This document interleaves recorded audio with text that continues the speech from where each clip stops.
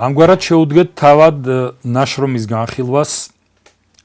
წიგნის შედგება ეს არის კრებული 5 წიგნისა.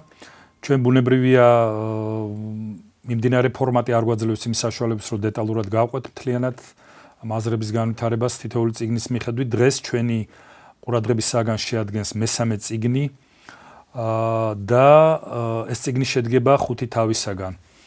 პირველი მეორე თავი ეძღვნება შრომის წარმოებლურობას, შრომის დანაწილების კონცეფციას, მის ანალიზს.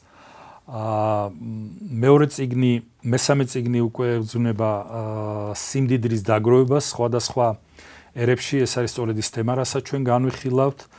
მეოთხე ნაწილში ავტორმა მიმოიხილა ძირითადად განახორციელა მაინც მერკანტილისტური თეორიის კრიტიკა და დამასრულებელი წიგნი ეს გახლავთ ძალიან საფუძვლიანი და კარგი მიმოხილვა იმისა, თუ რა შეადგენს გონივრული მმართველობის პრინციპებს და როგორი უნდა იყოს სახელმწიფო მმართველობა ისეთ მნიშვნელოვან სფეროებში, როგორიც არის სამხედრო სფერო, უსაფრთხოების სფერო, განათლება, ეკონომიკა.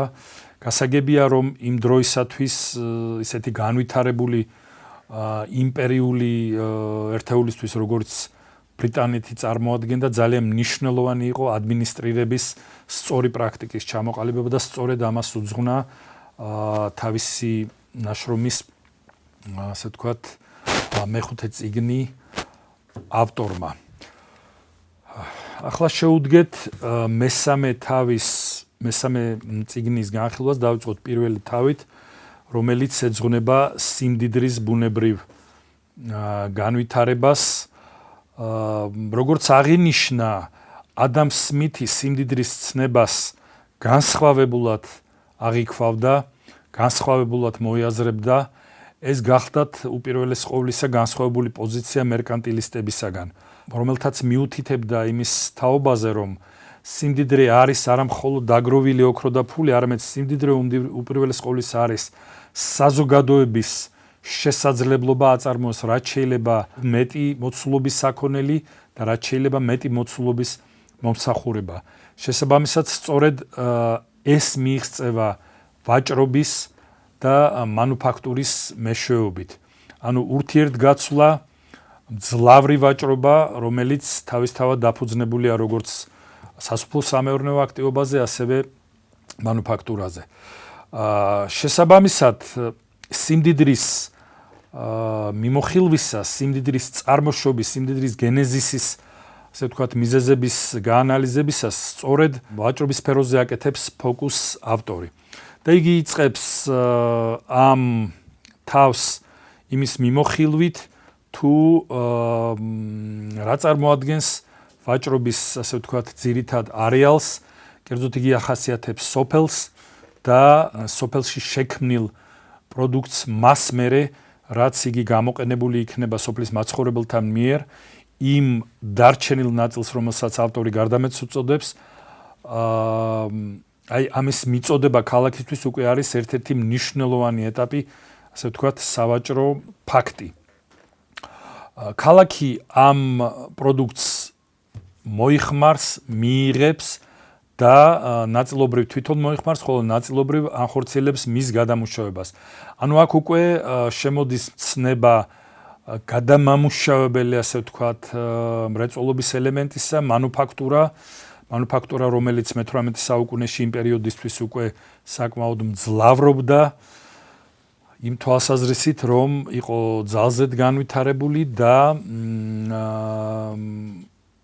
სამრეწველო პროცესის, ასე ვთქვათ, ჩარევის შედეგად იყო საშუალება იმისა, რომ საწყისი ნედლეული სოფლის მიერ მოწოდებული პროდუქტი გადაექცია აი ამ სამეურნეო პროცესს გადაექცია უკვე მაღალი დამატებითი ღირებულების ეგრეთ წოდებული ნატიფ პროდუქტად და მიეწოდებინა უკვე უკან სოფლისათვის. ანუ აქ არის ძალიან მნიშვნელოვანი კონცეფცია წინ წამოწეული ავტორის მიერ, რომ სოფლისათვის მისი გარდამეტი პროდუქტისათვის ქალაქი წარმოადგენს ბაზარს და თავის მხრივ სოფელი წარმოადგენს ბაზარს ქალაქისათვის მისი სამრეწველო საქონლისათვის. აქვე შემოდის ძალიან მნიშვნელოვანი და ფასეული ტერმინი მცნება ალტერნატიული დანახარჯისა, რის თაობაზეც ავტორი მიუთითებს, რომ ძალიან მნიშვნელოვანია ის, რომ სოფლის მაცხოვრებლებს ქალაქისაგან მიეღოთ გაცვლით იქნებოდა თუ ფულადი, ასე ვთქვათ, ურთიერთობით ის მაღალი ღირების საქონელი, რომლის დამზადებასაც სოფელში აზრი არ ქონდა. რამე თუ იგი დაждდებოდა ძალიან ძვირი, იგი მოითხოვდა ბევრ ძალის ხმევას, ბევრ დროს, ბევრ რესურსს და არავინ იცის რამდენად წარმატებული იქნებოდა. სწორედ ეს არის ალტერნატიული დანახარჯის კონცეფცია. საბოლოო ჯამში დამკვიდრებულია ამ თავში ბაზრის მცნება და ის, რომ უკვე ბაზარს გააჩნია თავისი პრინციპები. და მაგალითად ხორბლის პურის პროდუქციის მაგალითზე ნაჩვენებია, რომ ის ტერიტორიები, რომელიც ქალაქთან ახლოს მდებარეობს, უკეთ არის ათვისებული, ვინაიდან იგი აკმაყოფილებს ქალაქის მოთხოვნას და ავტორისეული დაკვირვებით, რაც უფრო ახლოს არის ეს მიწა ქალაქთან, ეს ტერიტორია უფრო უკეთ არის ათვისებული და რაც უფრო შორდებით მას, ეს ათვისება თანდათან უფრო ნაკლებად ინტენსიური ხდება. ანუ აქ არის მოსაზრება იმის თაობაზე, რომ საქონელი, რომელიც მიეწოდება, პროდუქტი, რომელიც მიეწოდება ქალაქს, მაგალითად იქნება ეს პური თუ სხვა პირველადი გამოყენების პროდუქტი, ერთი და იგივე ფასის არის ქალაქში, მიუხედავად იმისა, ის ახლოდან მიეწოდება თუ შორიდან. შესაბამისად, ბუნებრივია, უფრო უპრიანია ეს ყველაფერი მიწოდებული იქნას ახლო ტერიტორიებიდან, ეს მიწადმოქმედების საქმიანობა უფრო ახლო ტერიტორიებზე იქნეს წარმოებული, ვინაიდან ტრანსპორტირების ხარჯი არის მინიმალური. ანუ მიწის დამუშავება, მიწადმოქმედება და სოფლის მოსახლეობის მიერ მისი მოხმარებული პროდუქტიდან მონარჩენი გარდამეტის მიწოდება ქალაქისთვის წარმოადგენს ძალიან მნიშვნელოვან პროცესს, რაც თავად სოფელს, როგორც ქალაქს, ასევე სოფელს მათ გაზრდას უწყობს ხელს. რაც უფრო იზრდება ქალაქი, მით უფრო დიდია მოთხოვნილება ამ პროდუქტის და შესაბამისად ეს მექანიზმი უკვე ხელს უწყობს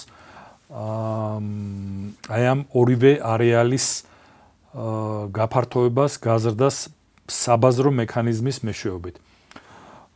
შემდგომი ცნება, რაც ავტორს შემოაქვს, ეს არის რისკის ცნება.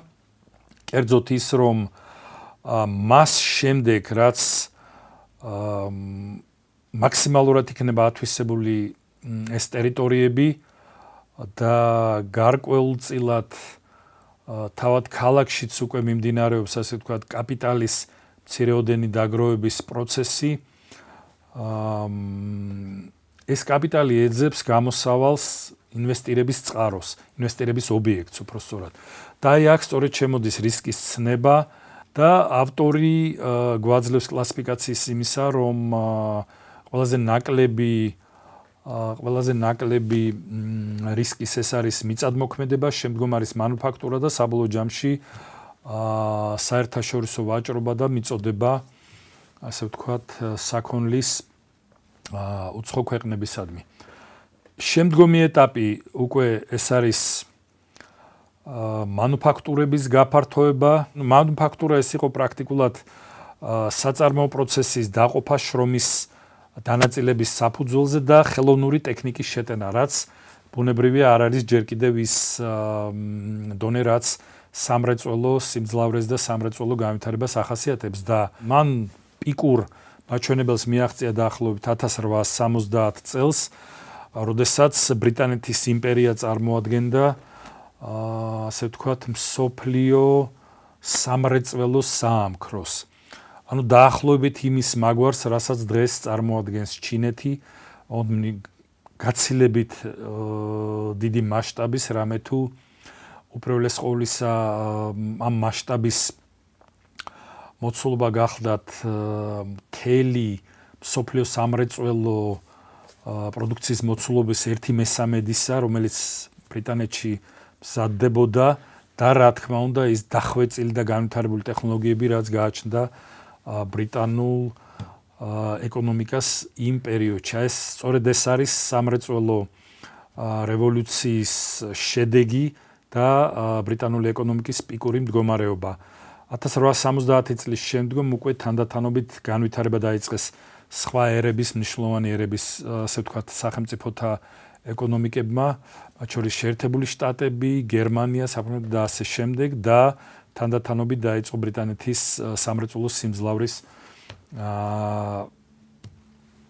შემცირება. თუმცა დაუბრუნდეთ ჩვენ სიმდიდრის დაგროვების პირველად თემას და იგი შესაძლოა ჩვენ ეს თავი შევაჯამოთ იმგვარად, რომ სიმდიდრის დაგროვება ხდებოდა სამეურნეო პროცესების მიმდევრობის დაცვით, ჯერ იყო მიწადმოქმედება, შემდგომ იყო უკვე მანუფაქტურული წარმოებები, რომელიც როგორც ჩვენ ახლა ახსენით, ჯერ არ წარმოადგენდნენ მძლავრ სამრეწველო პოტენციალს და მასშტაბებს და შემდგომ უკვე მანუფაქტურულმა წარმოებამ განაპირობა სასაქონლო მაღალი ღირებულების საქონლის მიწოდება შორეული ბაზრებისათვის, ანუ საერთაშორისო ვაჭრობა და პირადად ავტორის მოსაზრება, მისი პირადი კერძო სიმპათია არის უფრო ასე ვთქვათ მიწადმოქმედების მიმართულებით, რომელიც გარდა ეკონომიკური უკუგებისა ადამიანს აძლევს მისი სიტყვებით რო ვთქვათ ერთგვარ საამურ ცხოვრებას და სოფლის სიამტკბილობას.